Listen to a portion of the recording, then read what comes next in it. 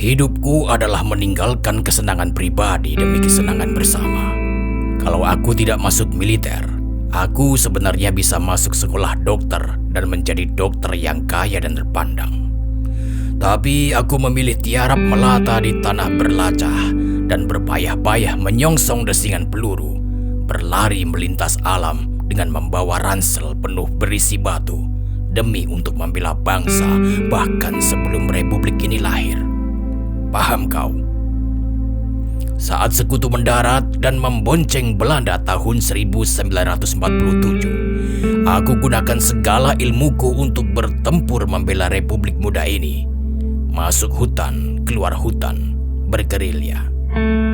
Kalau aku pikir-pikir sekarang, kami itu bertempur agak nekat. Karena lawan kami adalah pasukan sekutu dengan senjata lengkap dan ada 2 punya pesawat pengebom pula. Banyak kawan yang menjadi umpan peluru dan mati bersimbah darah. Tiada sempat melihat bangsa ini membalas jasanya. Tapi tak apa-apa. Aku dan kawan-kawan maju saja, tak gentar. Alangkah besar hati kami ketika Indonesia benar-benar bebas dari agresi Belanda. Aku merasa kami akhirnya sampai pada cita-cita besar kami.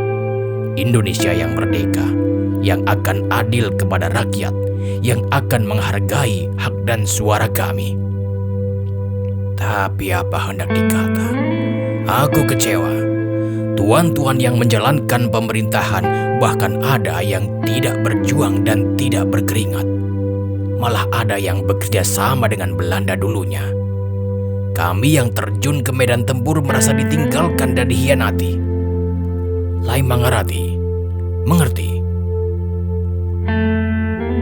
Bung Karno yang dulu aku kagumi ternyata lebih mengutamakan Jawa ketika dia sudah berkuasa. Jawa sentris dan Jakarta sentris membuat senjang sekali hidup kita di sini dibanding di Jawa dulu. Aku selalu tidak tahan melihat ketidakadilan seperti zaman Belanda dulu. Kalau perlu, aku turun lagi ke medan tempur demi keadilan. Aku lalu bergabung dengan kelompok yang menyerukan perubahan. Kami tidak ingin mendirikan negara baru. Kami hanya ingin ada pergantian cara rezim dan menjalankan pemerintahan. Jadi, PRRI itu bukan untuk membuat negara baru itu ya, Pandeka? Kami beli kemerdekaan ini dengan darah.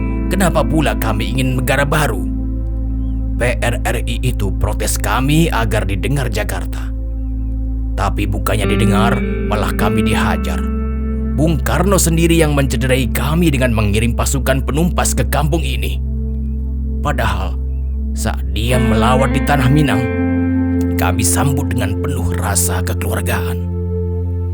Bayangkan, baru beberapa tahun sebelumnya yang kami lawan adalah Belanda dengan pesawat asing. Tiba-tiba yang terbang di langit Bukit Tinggi adalah pesawat bangsa sendiri dan celakanya pesawat ini menembaki kami, saudara sebangsa sendiri. Pesawat-pesawat tempur yang mungkin kami ikut iuran membelinya. Merdeka ternyata tidak selalu melahirkan keadilan. Mungkin tidak tepat terlalu berharap, atau aku telah salah berharap kepada sesama manusia. Berharap itu memang hanya kepada Tuhan yang Maha Pencipta. Sejarah berulang lagi. Aku dan pasukan menyuruk bersembunyi di hutan seperti masa melawan penjajah. Tapi kekuatan pusat terlalu besar. Kami kalau tidak tewas di medan tempur, ya ditangkap. Jadi, Pandeka pernah di penjara? Hidup di penjara itu tidak akan terlupakan. Bisa Waang bayangkan bagaimana kami marah sekali di penjara. Aku ingat satu demi satu teman satu sel hilang. Ada yang sakit, ada yang diambil begitu saja secara misterius dan tidak pernah pulang lagi. Aku akui aku agak menjadi pesong di penjara, menjadi pemarah dan frustrasi terhadap segala hal. Bertahun-tahun aku dipenjara, dihinakan, dan akhirnya dilepaskan sebagai orang yang dianggap penyakit masyarakat, pengacau, pembunuh, tukang tenung, dan segala cerita buruk yang mungkin pernah kau dengar. Dan waktu itulah segala penghargaan militer dulu direnggut dan dibakar mereka. Pahlawan bisa diburu seperti maling karena dianggap sudah jadi pemberontak.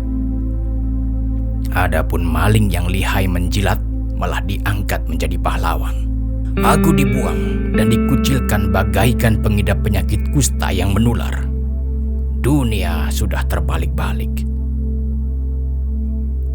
Jadi, tidak benar Pandika suka keluar malam dan makan binatang hidup?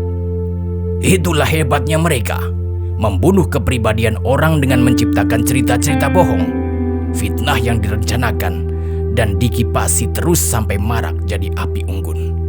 Itu sengaja dihembuskan untuk memenjara jiwa aku, bahkan saat aku sudah di luar penjara. Tidak benar Pandika bisa berbagai ilmu gaib? Dulu, di waktu aku muda, aku belajar semua. Jadi ilmu ini ikut saja dengan badan ini. Kalau kabar tentang tangan yang dari besi? Adanya tangan dari kulit dan daging. Dihajar peluru musuh, tapi masih lengkap dan utuh. Mungkin aku benar kebal. Bagaimana dengan halaman yang tidak boleh diinjak, buncit, buta, dan pengkor? Kalian bodoh sekali mau percaya oleh cerita itu. Aku heran kenapa negeri ini sekarang percaya kepada yang tidak layak dipercaya. Kabar di jalan, di lapau, di pasar, kabar bisik-bisik, kabar ambuih-ambuih. Semakin beredar, kabar semakin bertambah bunga-bunganya. Tidak kaya, tidak miskin, cerdik pandai, senangnya menyebar kabar fitnah tidak jelas ini. Kata orang surau, ini gibah kan? Lalu kenapa Pandika tidak pernah tampak siang hari? Benarkah dilarang keluar oleh adat? Haha, siapa yang bilang begitu? Itu juga fitnah. Aku sendiri yang memilih tidak keluar siang karena punya masalah dengan mata. Mata ini ngilu kalau melihat banyak sinar, menjadi sensitif pada sinar matahari, dan kata dokter harus menjauh dari sinar matahari yang kuat kalau tidak mau buta. Hanya bisa diobati dengan operasi. Aku malas mengurusnya. Lagi pula mahal. Bagaimana caranya Pandika hidup menanggung dendam sebesar ini?